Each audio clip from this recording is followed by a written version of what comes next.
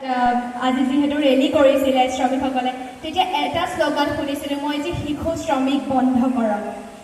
এই মুহূৰ্তত মোৰ মনলৈ অহা এটা কথা আৰু সদায় আহি থাকে আচলতে ময়ো এগৰাকী এতিয়াও আচলতে শিশুৰ পৰা ডাঙৰ হোৱা বুলি ক'ব নোৱাৰোঁ। মই আচলতে এগৰাকী হাইস্কুল শিক্ষান্তত অৱতীৰ্ণ হোৱা ছাত্ৰীহে। যেতিয়া পঢ়িছিলোঁ শিশু শ্ৰমিক আইন বন্ধ আইনৰ বিষয়ে তেতিয়া মনলৈ অহা এটা প্ৰশ্ন আছিল যে আমি যেতিয়া শিশু শ্ৰমিকসকলক দেখা পাওঁ সেই শিশু শ্ৰমিকসকলক আমিও যিহেতু শিশুৱেই তেতিয়া সেই মুহূৰ্তত আমি কি কৰিম? সেই প্ৰশ্নটো আচলতে মোৰ সদায়ে আছে আৰু মই ভাবোঁ শ্ৰমিক দিৱসৰ দিনাখন আজি মোৰ এইটো অনুৰোধ যে শিশু শ্ৰমিক বন্ধ সঁচাকৈ হ'ব লাগে। যদিও এই আইনখন প্ৰণয়ন কৰা হৈছিল বৰ্তমান সময়তো আমি চুকে কোণে শিশু শ্ৰমিক কিন্তু দেখা পায়েই থাকোঁ। যেতিয়া ৰেষ্টুৰেণ্ট এখনলৈ যাওঁ হোটেল এখনলৈ যাওঁ মোৰ এইটো ব্যক্তিগত অনুভৱ আৰু অভিজ্ঞতা তেতিয়া কিন্তু শিশু শ্ৰমিক দেখা পাওঁ।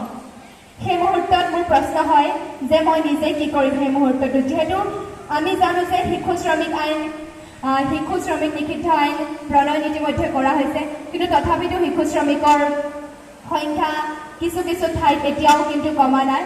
মই অনুৰোধ জনাইছোঁ আৰক্ষী বিষয়া আজি ত্ৰিনয়ন ভূঞা ছাৰ উপস্থিত আছে তেখেতক মই অনুৰোধ জনাইছোঁ যে যদি সৰুপথাৰত আমি দেখা পাওঁ শিশু শ্ৰমিক তেনেহ'লে যদি আপোনাক আমি জনাওঁ তেনেহ'লে নিশ্চয় আপুনি যে ব্যৱস্থা ল'ব বুলি মোৰ তৰফৰ পৰা মই এটি অনুৰোধ আপোনাক কৰিব বিচাৰিছোঁ।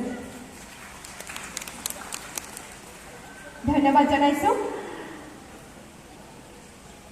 এইবাৰ আমি পুনৰ সাংস্কৃতিক অনুষ্ঠানৰ মাজলৈ আগবাঢ়িব বিচাৰিছোঁ। এতিয়া আছে গোৰ্খা নৃত্যৰ দল। সেই নৃত্য দলটিক আমি মঞ্চলৈ স্বাগতম জনাইছোঁ। তাৰপিছতো বিভিন্ন অনুষ্ঠান বৰ্ণাঢ্য অনুষ্ঠান আছে। আপোনালোকে যাতে গুচি নাযায় আৰু ধৈৰ্য ধৰি আমাৰ সন্মুখৰ আসনসমূহ সুন্দৰকৈ এনেদৰে শুৱনি কৰি ৰাখে।